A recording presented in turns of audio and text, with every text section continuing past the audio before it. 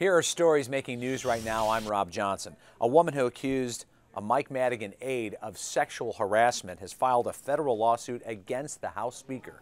Here's CBS 2's Derek Blakely. The woman who first blew the whistle on sexual harassment within House Speaker Mike Madigan's political organization has now filed a federal lawsuit against Madigan.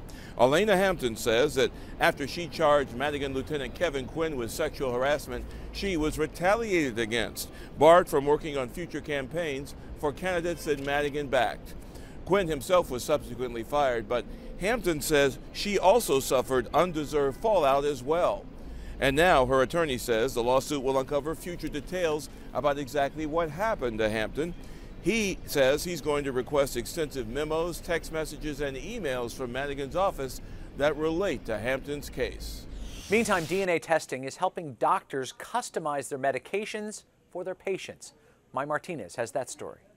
This is just one of the genetic tests that's available now to help doctors determine why a person might not be processing medication a certain way. It helps them determine if enzymes are breaking down the medication properly in the body and letting the body absorb them and use them.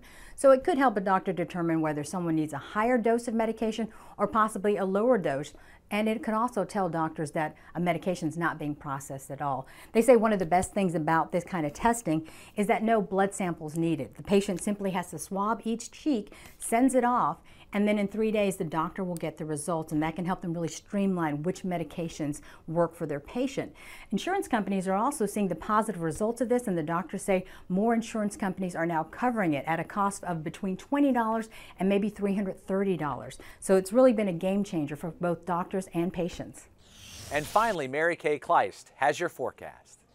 Our weather has been so quiet lately. We just have dry air in place, and tonight skies are going to be clear. But as we go through the weekend, we are watching for the chance of some snow to develop. But in the meantime, we have clear skies tonight. A little chilly, too. Low temperatures will be around 28 degrees. And then during the day tomorrow, we'll start your Friday with full sunshine, end up with a cloudy afternoon, 45 degrees. But interesting to see that northeast wind at 10 to 15. That is going to continue to pull dry air into the picture. So as our winter storm develops, the Clipper system moves quickly through the region. It looks like the heaviest swath of snow will be southern Minnesota into Iowa and perhaps the Quad Cities. But will the southwest suburbs of Chicago be hit with this snow?